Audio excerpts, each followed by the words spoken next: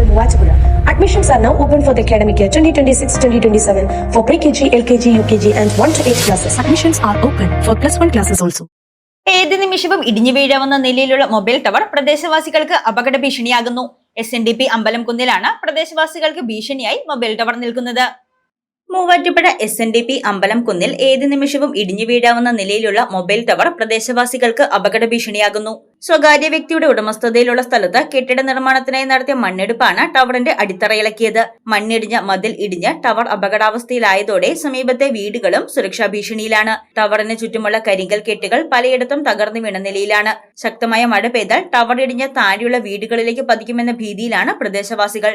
സ്ഥലം സന്ദർശിച്ച് അടിയന്തരമായി ഇടപെടൽ നടത്തണമെന്നാവശ്യപ്പെട്ട് നഗരസഭാ സെക്രട്ടറിക്ക് പ്രദേശവാസി പരാതി നൽകിയിട്ടുണ്ട്. News desk Muvattupuzha news.